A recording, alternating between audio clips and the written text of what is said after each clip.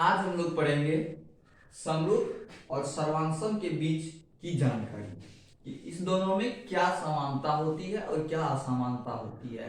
तो हमारे वीडियो के साथ बने रहे और अगर हमारे पिछले वीडियो को नहीं देखे हैं तो जाकर सब्सक्राइब कर ले। आशा रखते हैं कि अगर हमारे सभी वीडियो को देखेंगे तो आपको कोई भी गणित की कठिनाई नहीं होगी। तो चले, समरूप और सर्वांशम में क्या है।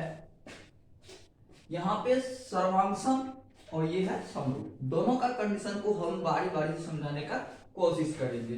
सर्वांशम जो कि है इसमें आकार और आमाप दोनों बराबर होना चाहिए, यानी कि आकार जो होता है वह एक ही जैसा होना चाहिए और आमाप भी बराबर होना चाहिए।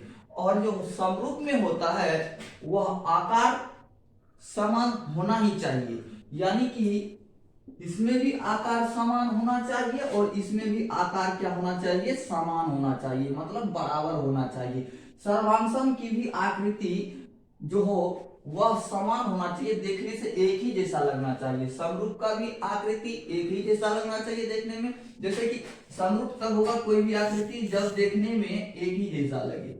चलिए, ये दोनों एक ही जैसा लग रहा है तो पहला कंडीशन जो आकार का है वह दोनों फॉलो हो जाता है। उसी प्रकार अगर सर्वांशम की बात होते रहे तो सर्वांशम में भी जैसे कि अगर कोई आकृति हम एक बनाएंगे तो दूसरा आकृति भी अगर इसी तरह का होगा देखने से तो वह आकार का कंडीशन को फॉलो करेगा। जैसे कि देखने से ये भी आकार जो है दोनों एक ही जैसा लग रहा है, बड़ा है या छोटा वो अभी हम नहीं करेंगे, सिर्फ ये देखना है कि आकार एक जैसा है या नहीं। तो आकार एक जैसा है अर्थात आकार वाला जो कंडीशन है वह फॉलो कर रहा है सर्वांशम का भी और समरूप का भी। मतलब कहने का कोई भी आकृति हो, समरूप हो या सर्वांशम, दोनों में समान होना चाहिए। आशा रखते हैं समझ में आया होगा। आकृति क्या होना चाहिए, समान होना चाहिए, इतना तक हो गया।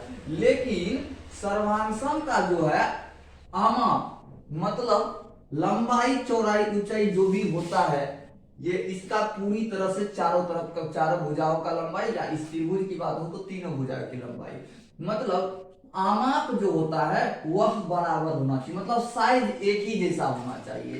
तो इसका साइज जितना है अगर इसका भी साइज उतना ही होगा तो यह सर्वांशम होगा, नहीं तो नहीं होगा। जैसे कि ये 2 सेंटीमीटर का अगर कह दे वर्ग, ये वर्ग है मान लीजिए, कह देंगे हम ये वर्ग है, ये क्या है, वर्ग है। तो वर्ग की चारों भुजा क्या होता है, बराबर होता है। तो एक बात देखिए, ये 2 सेंटीमीटर है, अगर हम कह देंगे ये 3 सेंटीमीटर का है तो इसका सभी भुजा 3 सेंटीमीटर हो जाएगा। तो आकार तो देखने से सेम लग रहा था, फॉलो हो रहा था, लेकिन आकृति आमाप की बात आया तो आमाप में क्या हो रहा है, ये 2 सेंटीमीटर का है और ये 3 सेंटीमीटर का है, मतलब ये छोटा है ये बड़ा है।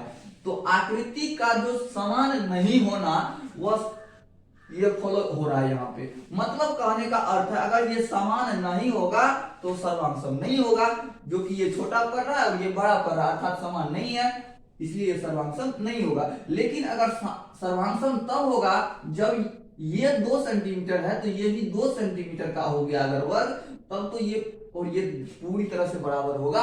अगर एक ही जैसा रहे तो वह सर्वांशम होता है। जैसे कि एक ही आदमी का कोई फोटो हम क्लिक करेंगे और एक ही साइड में 5 फोटो निकालेंगे तो वह पांचों फोटो एक दूसरे का सर्वांशम होता है, क्योंकि वह एक ही साइज का फोटो होता है।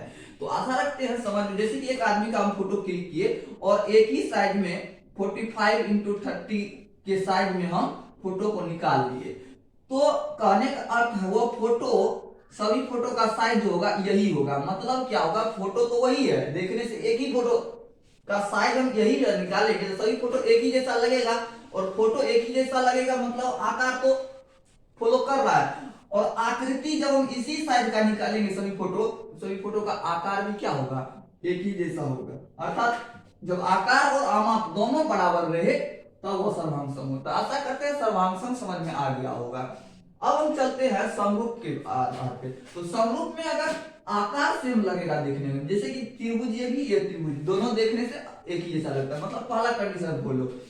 अब दूसरा होता है इसका आमाप जो होता है उसकी संगत भुजा का अनुपात समान होना चाहिए, मतलब अनुपात जब निकालेंगे तो वह समान होना चाहिए। यानी कि जैसे कि इसी का हम निकाल रहे थे तभी, तो जैसे कि ये 3 दे देते हैं हम, तो क्या होता है, तो ये सभी भुजा इसका 2 हो जाएगा और इसका सभी भुजा 3 हो जाएगा। तो इस सभी भुजा का अनुपात अगर एक दूसरे के साथ निकालते हैं तो 2/3 हो जाता है।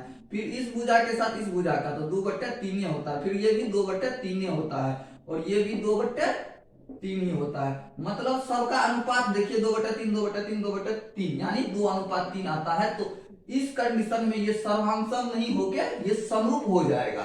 लेकिन अगर ये भुजा बराबर रहता, सभी बराबर रहता तो सर्वांशम होता, और जब बराबर नहीं रहे एक वर्ग का तो अनुपात देखेंगे बराबर है या नहीं। अगर अनुपात बराबर रहता है तो वह सर्वांशम नहीं समरूप होते हैं, समझ गए। और वो आकार अगर और आमाप तो दोनों बराबर रहता है तो सर्वांशम होता है। आशा रखते हैं समझ में आ गया होगा। इसी प्रकार त्रिभुज की अगर हम कह दें ये 2 3 5 है और ये 4 6 10 है, तो इसी प्रकार से हम त्रिभुज का अगर देखें, अगर त्रिभुज में क्या होता है, देखने से हमको आकार समरूप में देखिए आकार देखिए ये सब बच्चे आकार सेम है। दूसरा बात अमाप, एक अमाप में जो होता है भुजाओं का अनुपात जो होगा वह समान होना चाहिए। तो भुजाओं का अनुपात देखते हैं 2/4 3/6 5/10। अब निकाल रहे हैं इसका अनुपात, देखते हैं बराबर है या नहीं। तो 1/2 हो गया, ये 1/2 हो गया, ये भी 1/2 हो गया। सभी का अनुपात देखिए 1/2 1/2 1/2, अर्थात समान अनुपात है, इसलिए ये समरूप होगा। ये दोनों त्रिभुज एक दूसरे का समरूप होगा। आशा रखते हैं यहाँ तक समझ में बात आ गई होगी, जैसे कि हम बताए हैं। अगर आपको हमारा ये वीडियो पसंद आया हो तो अपने दोस्त के साथ भी शेयर करें और हमारे चैनल को सब्सक्राइब जरूर कर लें। धन्यवाद।